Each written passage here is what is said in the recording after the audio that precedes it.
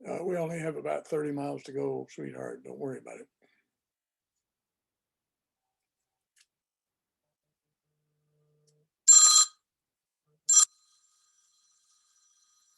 Oh, go ahead and get that.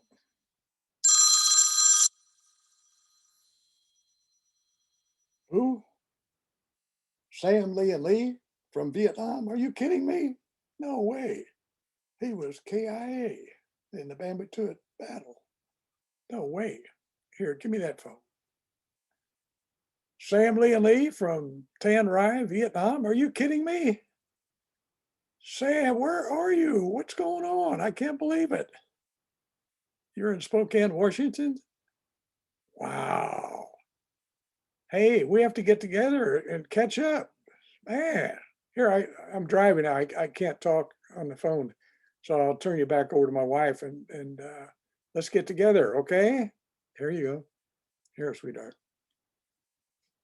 Yeah, you can hang up. Wow. It's been a long time, 44 decades. 1966.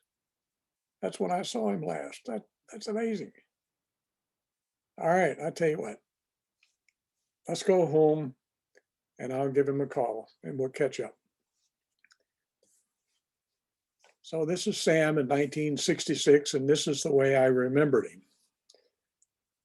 And he was a great interpreter, spoke many languages. He could do everything. And I had to give him up because my boss said, send up the best interpreter that you have.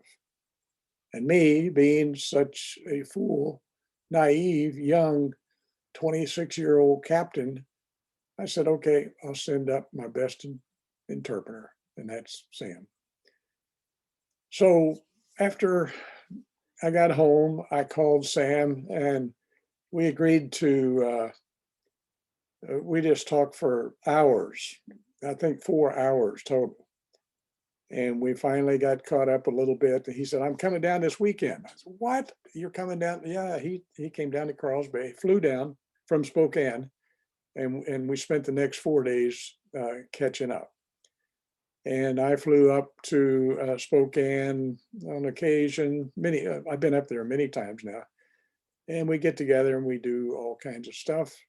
Here we are at his second home over in Seaside, Oregon.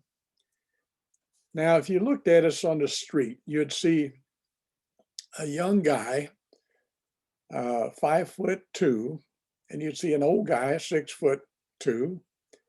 You'd see a 135 pounder and a 235 pounder. You'd see black hair and handsome and white hair and an old guy, ugly. You would see slanted eyes and round eyes. You would see an Asian and a Caucasian. You would see differences. But in fact, these guys are best buddies and they share so much in common. It is just totally unbelievable. And they are just great friends. So, what do they share in common? Family, struggles, overcoming obstacles, success, entrepreneurship, you name it, these guys have done it. But they have this gap of 42 years of not knowing each other. So getting that back together is kind of interesting. This is Sam's family, 3 generations. On the back row are his 3 sons, 2 of whom were born in Vietnam, 1 of whom was born here in the United States. Now, here's how it all started. We were in Vietnam together in 1966 at this Special Forces A team, they call it, A232 at Tan Rai. And you can see the location with the blue arrow. And this is what it actually looked like. This is our camp after about 1 year, after about 6 months of building a camp. And we used a government issue, and it only cost me $4,000 to build this camp. And those are companies on each of the 5 sides. And on the inner side is the inner perimeter. And that's where Sam and I lived, on the inner perimeter, under protection of a we hired a Thai police force guard, and they protected us on the inner perimeter. So when I looked in my diary, here's what I found. That's a picture of Sam on the lower left. And it's one of two pictures that he has in his possession today, because when the communists took over in 1975, they just took everything, took his home, all of his photos, his album, personal belongings and everything, and then put him in jail. So this is us in 1966. And here I'm considered the old man. I'm like 26 or 27 years old. He's like 18 or 19 years old. And I'm in charge of the camp, including about 3,000 other people. So I'm the old man, they call it. Now, this is the other photo that Sam has of himself prior to 1979, because like I say, the communists took everything from him. So this is what we did together. We opened schools. We built a school. We opened a school. I hired these two teachers here, two nuns from the Catholic Church down in Bauloch, and they were the teachers. And one of them was also my intel. I paid her to gather intelligence from the kids. So Sam and I worked together on training, operations. We'd go down to the village and we'd talk with the village chief, and we would talk with the council, the village chief council.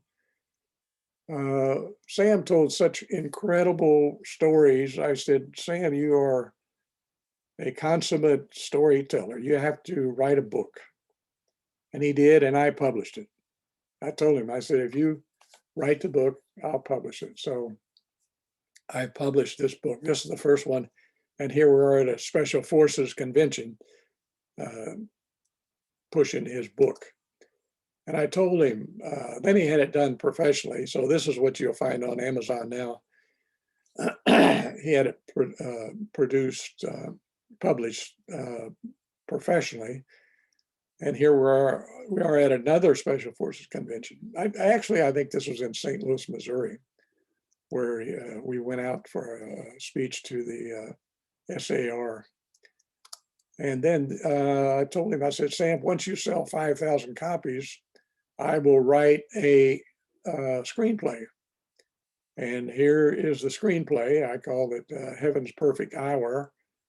And I really just took the book and turned it into a screenplay. And then we started going to all these festivals, film festivals.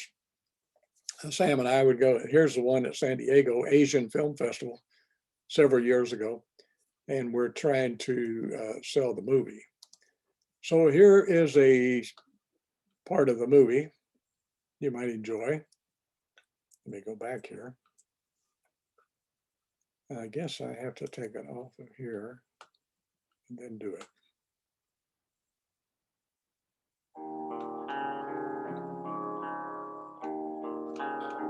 Serenity can be preserved in the heart of man.